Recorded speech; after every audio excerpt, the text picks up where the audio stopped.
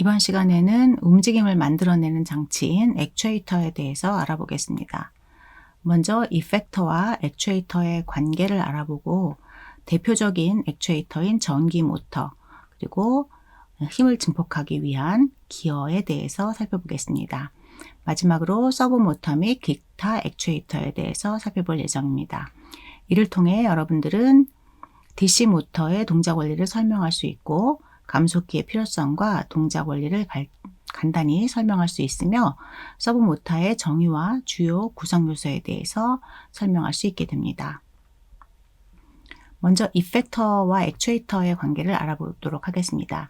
이펙터란 로봇에 부여된 태스크에 따라서 주로 이제 접촉을 통해서 힘을 가하겠죠. 그래서 주위 환경에 영향을, 이펙트를 미치는 로봇 장치를 통틀어 얘기합니다. 그러므로 매니퓰레이터의 경우에는 직접 물건을 다루거나 작업을 진행하게 되는 팔, 그리고 핸드, 그리퍼 같은 것들이 전체적으로 이펙터에 해당이 될 것이고, 이동, 로봇 자체가 움직이는 경우는 이제 그 지면하고 상호작용을 하게 되는 다리가 되겠죠. 그리고 바퀴, 그리고 팔과 같은 형태로 기어 올라간다든지 그러한 역할을 하는 팔 종류, 그다음에 수중에서는 지느러미나 물갈퀴 같은 것들이 해당이 될 수 있습니다. 이펙터 안에는 액추에이터라는 게 있습니다. 동작을 실행할 수 있도록 에너지를 운동으로 변환하는 전기 기계 장치라고 하고요. 모터라고 생각하시면 제일 잘 맞을 것 같습니다. 그래서 사람으로 치면은 이제 근육이 이 움직임을 만들어내기 때문에 사람의 근육과 같은 역할을 하는 건데, 사람의 근육은 이렇게 수축 팽창을 해서 잡아당기는 힘으로 관절을 이동시키는 데 반하여 로봇은 이제 바퀴나 트랙과 같이 그런 형태를 띠고 있기 때문에 이러한 바퀴나 트랙과 같은 이펙터는 생물체에서 발견하기 어렵고 로봇의 액추에이터도 근육과는 완전히 패러다임이 다른 그런 형태다라고 생각하셔야 될 것 같습니다. 액추에이터 유형으로는 이제 전기 모터가 가장 흔합니다. DC 모터, 전기 모터 중에서도 이제 직류 전기를 활용하는 직류 모터, 그다음에 교리 모터, 또 서브 모터, 스텝 모터, 그리고 기어가 없이 바로 연결되는 다이렉트 드라이브 모터 같은 것들이 있고요. 이제 큰 힘을 낼 때는 전기가 아니라 그 유체의 압력을 사용하는 유압 액추에이터를 사용하게 됩니다. 우리가 놀이공원에서 굉장히 여러 사람을 태우고 또 아주 묵직한 그런 기계를 움직이는 경우에는 전기가 아니라 이제 유압을 대부분 이용을 하게 됩니다. 그리고 이제 공압 같은 경우에는 정밀한 제어를 하지는 못하지만 이것도 굉장히 간단한 그런 액추에이터로 많이 활용이 되고 있습니다. 운동을 위한 에너지를 얻기 위해서 반드시 외부의 전기 에너지와 같은 이제 모터를 사용해야 되는 것은 아닙니다. 예를 들면은 위치 에너지를 활용해서도 이것을 운동으로 만들 수가 있는데, 이런 것을 우리가 패시브 액추에이션이라고 합니다. 그래서 대표적으로 자연에서는 이렇게 글라이더를 펼친 것과 같이 이 날개를 펼쳐서 이게 이제 날개는 아니고요. 날개는 날갯짓을 하는데, 이것은 글라이드를 펼치고 그 위치 에너지로 이렇게 이동하는 이런 다람쥐의 사례를 볼 수가 있고요. 네. 날개 방식은 아닙니다. 그리고 이 왼쪽에는 이제 약간의 경사진 곳을 자기 자신의 위치 에너지만을 이용해서 중력에 의해서 이제 이동하는 그러한 메커니즘을 보여주고 있습니다.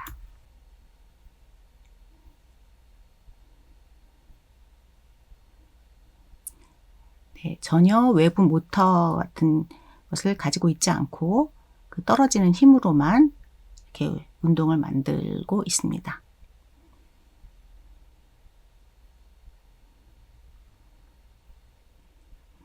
이렇게 극히 제한적으로 위치 에너지만을 가지고도 운동을 만들 수가 있지만 일반적인 운동의 경우에는 외부 에너지를 필요로 하고 모타는 이제 전기 에너지를 기계적 운동 에너지로 변환하는 장치입니다. 특히 이제 DC 모터라고 하는 거는 DC는 Direct Current의 약자인데 우리 배터리처럼 플러스와 마이너스가 있어서 플러스 쪽에서 마이너스 쪽으로 전류가 한 방향으로만 흐르는 거고 극성이 맞지 않을 때 반대로 됐을 때는 이제 동작하지 않는 그러한 전기적 특성을 가진 모터입니다.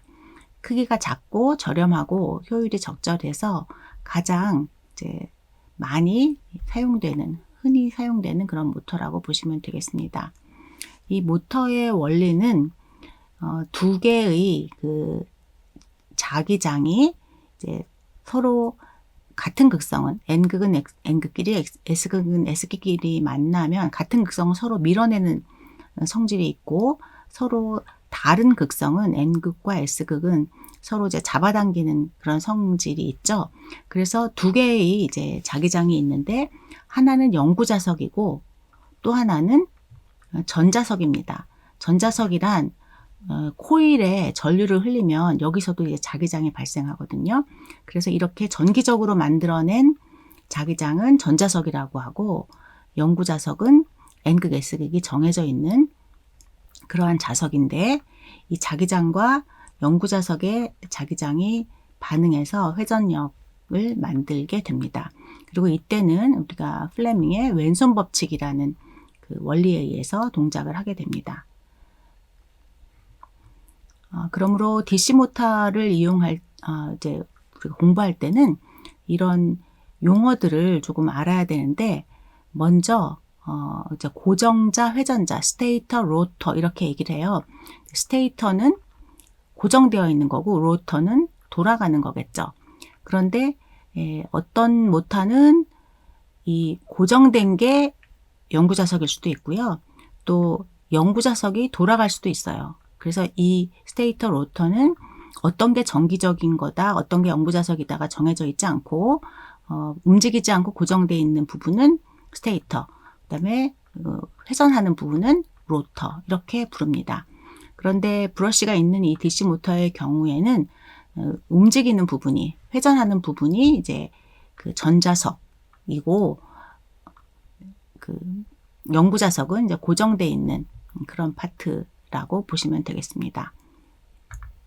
그리고 여기 이제 커뮤테이터, 이제 정류자라고 해서 이 로터가 회전을 할 때 전압의 극성이 이제를 바꿔줘 가지고 한 방향으로 계속 회전할 수 있게 만드는 그런 장치가 정류자인데 이따 그림을 보고 좀 설명을 드릴 거고요. 그리고 브러쉬라는 애는 이 정류자 커뮤테이터라는 거와 딱 붙어서 커뮤테이터에 전원을 공급해주는 그런 역할을 하는 그런 장치입니다. 그런데 커뮤테이터와 이렇게 마찰을 통해서 딱 붙어서 전기를 공급하기 때문에 이제 마모가 되고 노이즈가 발생하고 또 관리를 어렵게 하는 그런 요인이 돼서 이 부분을 개선하기 위해서 나중에는 이제 브러쉬가 없는 브러쉬리스 DC 모터로 발전하게 되는 계기를 만들어주게 됩니다. 자, 그럼 먼저 DC 모터, 브러쉬가 있는 DC 모터에 대해서 알아보도록 하겠습니다. 이렇게 영구자석이 있고요. 여기에 이제 돌아가는 파트가 있습니다. 그리고 여기 이것을 관장하는 물리 법칙은 플레밍의 왼손 법칙인데 왼손을 들어서 서로 이제 처음 세 손가락이 엄지, 검지, 중지가 각각 X축, Y축, G축처럼 서로 이제 90도가 되게 이렇게 펼쳐놓고 보면은 이 검지가 가리키는 방향이 이제 자기장의 방향, 이제 N에서 S로, N에서 S를 향하는 자기장의 방향이고, 이 중지가 전류가 흐르는 플러스의 방향이고요. 그 다음에 그러면은 엄지는 힘의 방향이 되는 겁니다. 그래서 이 구조에서 이제 플레밍의 왼손 법칙을 적용을 하게 되면 여기에 이제 고정된 자석이 있죠. 그래서 B는 이 방향이고요. 그 다음에 요게 여기 동그랗게 생긴 그 반원을 이렇게 두 개 붙여놓은 것 같은 게 커뮤테이터예요. 아까 정류자라고 되어 있는 거고, 그리고 여기 이제 전원이 있죠. 배터리 비슷하게 생긴 게 이제 직류 전기인데, 직류 전원이 있어서 전류는 어떻게 흐르냐면 플러스에서 이렇게 코일을 통해서 마이너스로 이렇게 이런 식으로 계속 흐르게 됩니다. 그러면 여기 전류가 흐르는 요 코일에 이제 자장이 발생하게 되는데, 그 자장으로 인한 이제 힘을 어느 방향으로 힘을 받느냐가 이제 F로 표현이 되겠어요. 그리고 이 커뮤테이터하고 여기 브러쉬하고는 고정되어 있는 한 몸이 아니고요. 이 반달처럼 생긴, 반원처럼 생긴 커뮤테이터는 이렇게 이 와이어하고 같이 회전을 하는 거고, 이 브러쉬는 요 자리에 고정되어 있는 거예요. 그래서 커뮤테이터가 회전하게 되면은 이쪽 지금 이제 1번으로 되어 있는 부분이 있고 2번으로 되어 있는 부분인데, 모터가 이렇게 회전을 하게 되면은 지금 2번으로 되어 있는 부분이 마이너스 쪽에 와 있는데, 얘가 이렇게 뺑 돌아서 플러스 쪽으로도 올 수 있는, 브러쉬는 고정되어 있는 거고 커뮤테이터는 회전하는 파트다, 이렇게 보시면 되겠습니다. 자, 그럼 이제 FBI를 적용을 해보면 이 상태 그대로 전류가 이렇게 지나가죠. 이렇게 지나가니까 이 와이어의 왼쪽, 권선의 왼쪽을 살펴보면은 B는 이 방향, 그리고 I는 들어가는 방향. 들어가는 방향이니까 여러분이 왼손을 들어서 중지를 이 화면을 뚫고 들어가는 방향으로 설정을 하시면 되겠습니다. 그러면 이제 엄지손가락이 아래로 내려가면서 힘이 이 두 개의 자장에 의해서 힘이 아래쪽으로 반발력과 인력에 의해서 힘을 아래쪽으로 받는다라는 걸 알 수가 있고, 이쪽 S쪽에 가까운 쪽에서는 반대로 전류가 이제 앞으로 튀어나오는, 이 화면에 앞으로 튀어나오는 방향이기 때문에 이렇게 놓으시면은 힘은 이제 위로 가게 되죠. 그러면 이 왼쪽과 오른쪽에서 한쪽은 누르고 한쪽은 위로 잡아당기면 얘는 이 방향으로 이렇게 흐르는, 회전하는 회전력을 받게 될 것입니다. 이 과정을 조금 더 자세하게 살펴보면 지금 여기서 시작해서 이렇게 뺑 돌아서 일로 오는 동안에 커뮤테이터 1번이라고 쓰여져 있는 이 커뮤테이터가 180도 회전을 해서 이쪽 자리에, 여기 1번 자리에 이제 오게 됩니다. 여기서 1번, 2번은 실제로 커뮤테이터가 이렇게 회전하고 있는 거를 보여주기 위해서 온 것이고요. 이걸 회전하는 동안에 처음에는 플러스 쪽에 이 1번 커뮤테이터가 연결되어 있다가 180도 회전을 하고 나면은 이제 반대편에 마이너스 쪽에 연결되는 것을 여러분이 확인하셔야 되겠습니다. 자, 아까 이제 시작할 때의 위치니까요.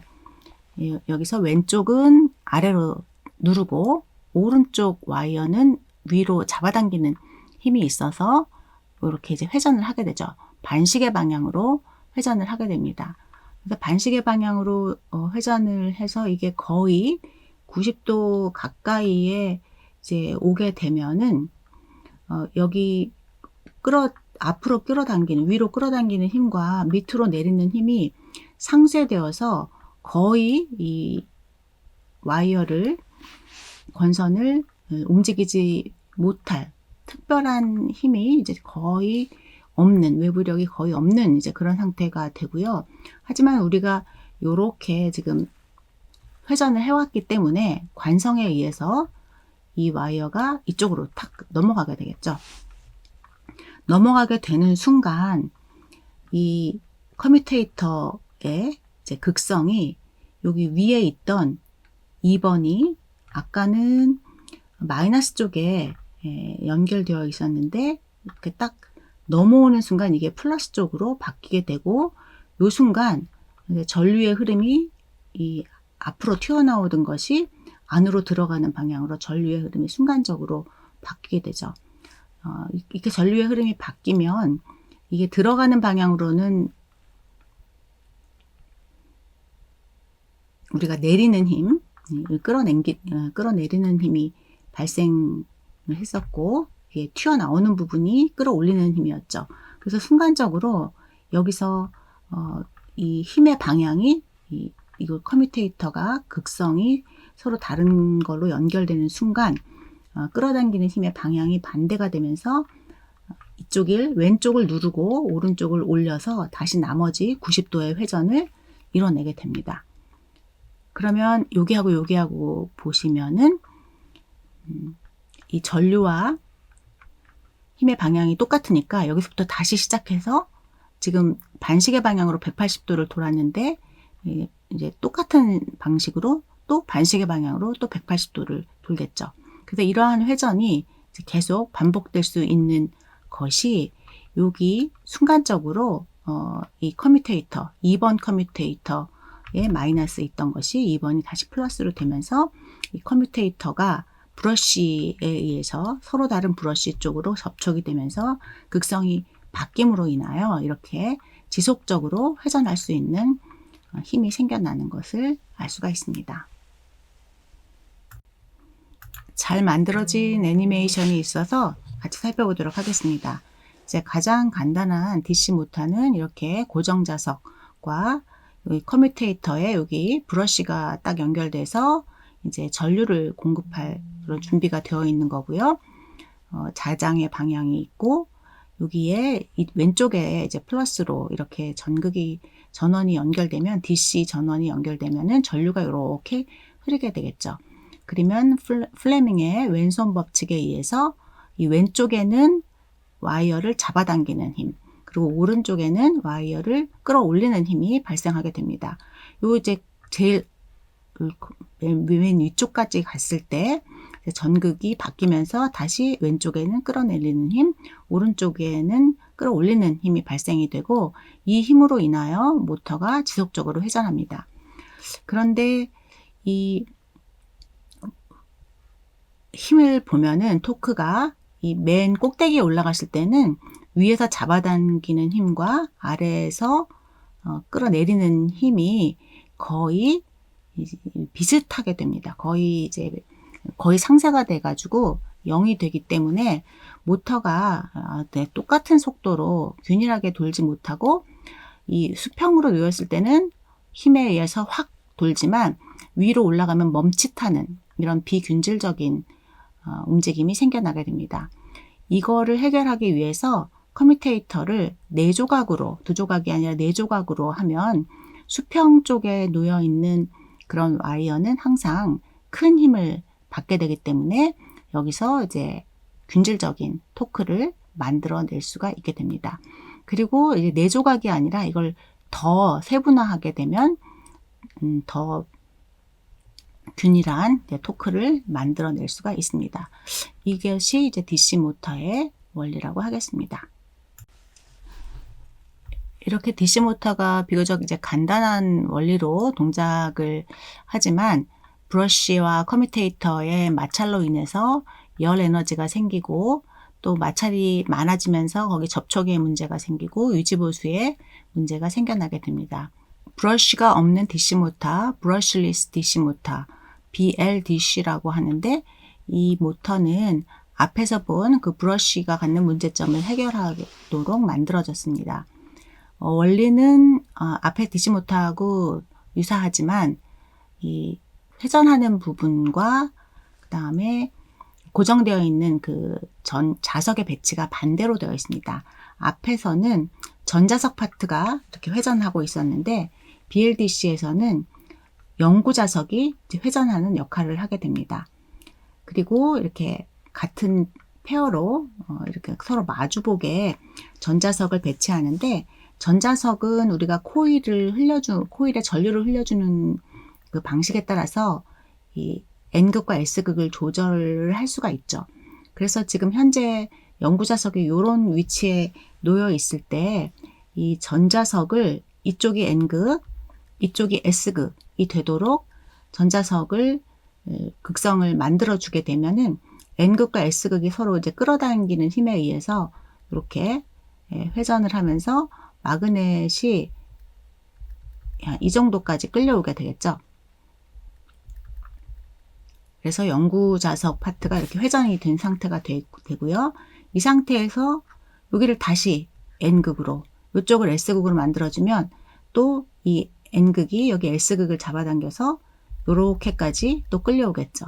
그 다음 단계에서 여기를 N극, 여기를 S극으로 만들어주면 이것이 다시 이렇게 끌려오면서 이렇게 한 방향으로 계속 회전을 하게 될 것입니다.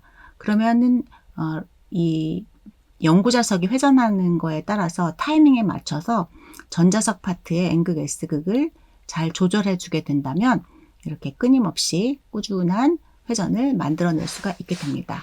이 부분이 BLDC의 원리라고 하겠습니다. BLDC는 같은 파워의 DC 모터보다 가볍고 토크가 높으며 효율이 우수한 그런 특징이 있습니다. 다음은 이제 스테퍼 모터입니다. 스테퍼 모터는 기본적으로는 BLDC하고 이제 구조적으로 같은데 매우 사용하기 쉽도록 한번 그 펄스가 들어갈 때마다 딱 일정한 각도만큼만 회전할 수 있도록 그런 준비가 되어 있는 모터입니다. 그래서 이제 별도의 제어기 없이, 센서나 제어기 없이 정확한 회전이 가능하다는 특징이 있겠습니다. 여기 이제 오른쪽 애니메이션은 이 스테이터와 로터의 톱니 개수가 살짝 달라서 위에서 본 것처럼 이 하나씩 이 전자석이 이 영구자석을 이렇게 회전시키게 해줍니다. 그런데 톱니가 살짝 벗어나져 있기 때문에 이게 한 번씩 이 서로 다른 위치에 전자석이 얘를 끌어들일 때마다 맞물리는 각도가 살짝 벗어남으로써 이 지금 애니메이션의 경우에는 한 번에 펄스 하나당 3.6도씩 움직이는 그런 스테퍼 모터 애니메이션을 보여주고 있습니다. 유튜브에서 조금 더 살펴보도록 하겠습니다.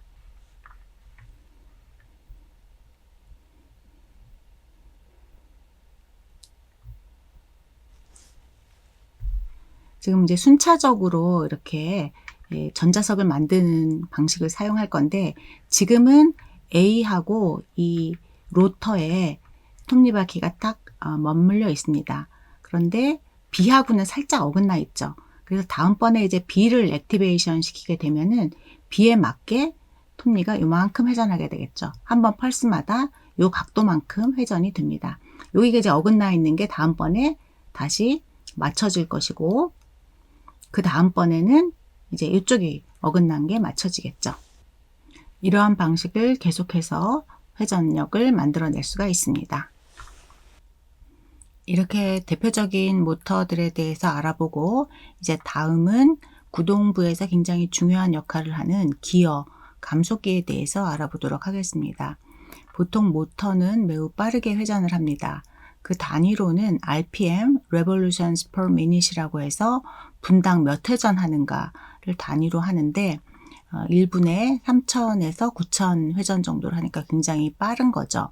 그런데 이런 모터로 우리가 선풍기와 같이, 선풍기 날개와 같이 가벼운 물체를 구동할 때는 이 속도가 적절한데 로봇에서는 이러한 속도가 사실은 필요가 없고 오히려 더 중요한 것은 회전 속도가 낮더라도 큰 토크, 그러니까 토크라는 게 결국 회전력인데 이 큰 물체를 다 회전시킬 수 있도록 토크가 큰 것이 훨씬 더 필요하겠습니다. 그래서 속도를 낮추는 대신에 토크를 올려주는 그런 역할을 하는 것을 기어라고 부르고 여기서 이제 감속은 속도가 줄어든다는 뜻이죠. 그런데 속도가 줄어드는 대신에 이제 토크, 회전하는 힘이 세진다. 이제 그런 것을 만들어내는 장치가 기어이다. 라고 할 수 있겠습니다. 기어의 원리는 우리가 그 예전에 어렸을 때 놀던 시소를 생각하면 좋습니다. 여기에 이제 받침점이라고 어떤 피봇이 있고요. 이 무게가 체중이 가벼운 사람이 이렇게 멀리 타면은 균형을 이루게 되죠. 그래서 이 피봇의 자리에 이 두 개의 물체가 서로 다른 지금 왼쪽에 있는 것은 요 방향으로 이렇게 회전하는 힘을 만들고 오른쪽에 있는 것은 반대 방향으로 이렇게 회전하는 토크를 만들어내는데 지금 두 개가 균형을 이룬다라고 하면 양쪽 토크가 반대 방향으로 똑같이 큰 크기가 같다라고 할 수 있겠습니다. 이 토크는 어떻게 결정되냐 하면요. 여기 잡아당기는 수직 방향의 힘하고 이 반지름 하고를 곱한 것으로 이제 디파인이 됩니다. 그래서 이 거리가 체중이 절반밖에 안 되더라도 이렇게 뒤로 앉으면 이 균형을 이루어서 서로 시소를 탈 수 있었죠. 이 원리가 이제 기어에 적용이 되는 것인데 기어에는 에너지 보존의 법칙이 성립합니다. 이 에너지 보존의 법칙은 우리가 유한한 물리 공간 안에서는 늘 성립하는 법칙이기 때문에 여기서도 에너지 보존의 법칙을 사용할 수가 있는데 이제 일은 힘 곱하기 거리죠. 이동한 거리. 근데 이 힘이 직선 이동하는 거고 거리도 직선 이동하는 거일 때도 이 에너지를 쓸 수가 있고 회전에서도 똑같이 쓸 수가 있는데 회전하는 힘, 토크 곱하기 회전한 각도는 또 에너지가 되겠습니다. 여기 이제 두 개의 기어가 있고 기어가 이제 맞물려서 돌아가고 이 반지름의 비율이 이제 3대 1이라고 가정해 봅시다. 그러면은 톱니가 똑같아야 되니까 톱니는 이쪽이 3배가 되겠죠. 그러면은 이제 두 번째 기아가 한 바퀴 돌 때 요 기아 1은 3바퀴를 돌게 되겠죠. 그래서 360도 회전할 때 1080도를 회전하게 될 것입니다. 그러면 기어 2의 속도는 회전 속도는 3분의 1로 이제 느려지게 될 것이고 이 두 개의 기어에 여기 에너지 보존의 법칙을 적용을 하게 되면은 이쪽 토크 곱하기 3바퀴 회전을 하니까요. 1080도. 작은 토크 곱하기 1080도는 이쪽에서 큰 토크 곱하기 360도가 되게 되고 이 토크의 이쪽 출력 쪽에서의 토크는 입력 쪽 토크의 3배 그리고 이것은 이제 두 기어의 반지름의 비율로 나타나게 된다. 그래서 속도가 3분의 1이 되면서 이쪽의 토크는 천천히 회전하는 부분의 토크는 빨리 회전하는 부분의 이제 3배가 된다라는 것을 확인할 수가 있습니다. 그래서 입력 기어의 토크에 기어비를 곱하면 이제 출력 토크가 되게 되고요. 이 기어는 출력을 그러니까 토크를 높일 때 사용되기도 하지만 반대로 속도를 높일 때도 우리가 기어를 어떻게 설정하느냐에 따라서 다양한 형태로 사용을 하게 됩니다. 그런데 말씀드렸듯이 로봇에서는 속도를 포기하고 토크를 느리는데 토크를 키우는데 이제 사용이 되고 그래서 기어비 또 감속비 이런 식으로 표현을 하게 됩니다. 그런데 이렇게 톱니바퀴의 수를 조정해서 기어비를 만드는 거에선 한계가 있습니다. 근데 실제로 우리가 필요한 기어비는 이렇게 3대1, 4대1 수준이 아니고 수십 대 1에 해당하는 것이기 때문에 이럴 때는 기어 두 개를 직렬로 연결하는 갱잉이라는 방식을 사용을 하게 됩니다. 예를 들어 요 기어와 요 기어의 감속비가 기어비가 3대 1이고 그 다음에 여기 이 큰 회색 기어와 작은 검정색 기어가 같은 축으로 같은 회전 속도로 회전을 하게 된다라고 하는 경우에 여기에 이제 또 3대 1 기어를 붙이게 되면은 이 인풋 기어 대비해서 이쪽 검정색 큰 쪽 축에서는 9대1의 기어비를 만들 수가 있습니다. 실제로 모터를 이렇게 분해를 해보면 이 안에 여러 개의 기어가 직렬로 연결돼서 큰 감속비를 만들어내고 있는 것을 볼 수가 있습니다.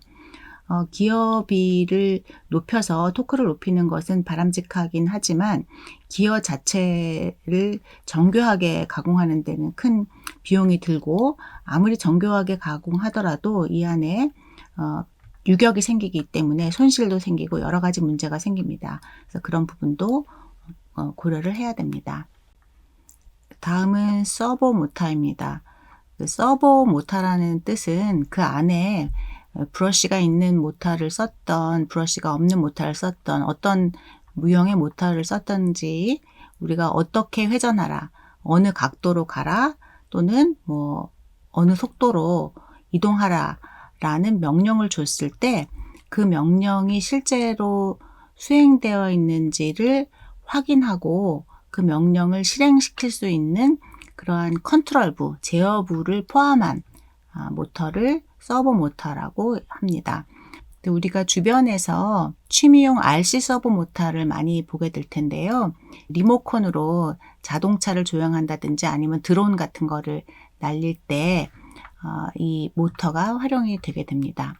이 RC 서보 모터는 이제 기어박스가 들어가 있고, 이제 컨트롤을 하기 위해서, 제어를 하기 위해서는 실제로 이제 어느 각도까지 갔는지를 확인해야 되기 때문에 그 현재 모터가 회전한 각도를 측정할 수 있는 센서가 들어갑니다. 그리고 이 차이가 있을 때 나는 30도로 가라고 했는데 지금 25도밖에 가지 않았을 때 그 차이를 가지고 더 추가로 30도까지 보낼 수 있도록 하기 위한 그런 제어를 위한 전자부품이 이제 포함되어 있는 그런 모터가 서보 모터라고 하겠습니다. 전체적으로 보면 여기에 이제 몇 도로 가세요 라는 명령이 들어오게 되고, 이 센서로부터 실제로 지금 위치가 얼마인지를 찾습니다. 자, 30도로 가세요. 그런데 여기 25도다.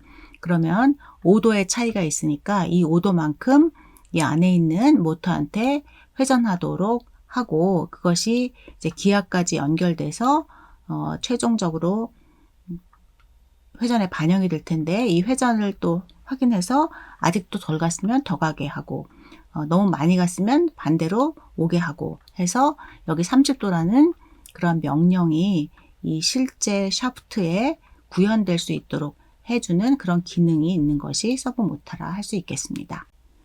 취미용으로 많이 쓰이는 RC 서보 모터 이렇게 생겼을 텐데, 여기서 이제 빨간색하고 검정색은 전원이고 이 노란색에 지금 몇 도 돌아라, 어느 위치로 가라라는 명령이 이제 전달이 되게 됩니다.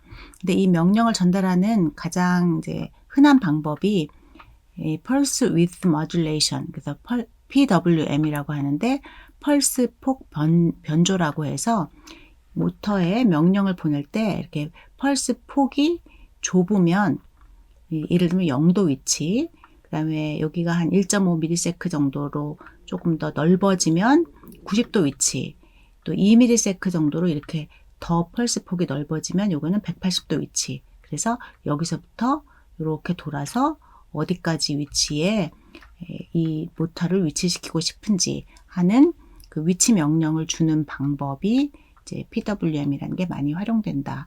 이건 뭐 상식적으로 이제 알고 있으면 도움이 될 것입니다. 다음은 전기 모터가 아닌 다른 액추에이터에 대해서 알아보겠습니다. 먼저 유압 액추에이터입니다. 하이드롤릭 액추에이터라고 부르고요. 파스칼의 법칙에 의해서 동작을 하게 됩니다. 파스칼의 법칙이란 밀폐된 용기 속에 압축할 수 없는 유체의 한쪽 부분의 압력을 증가시키면 그 압력은 유체의 각 부분에 변함없이 골고루 전달된다는 원리입니다.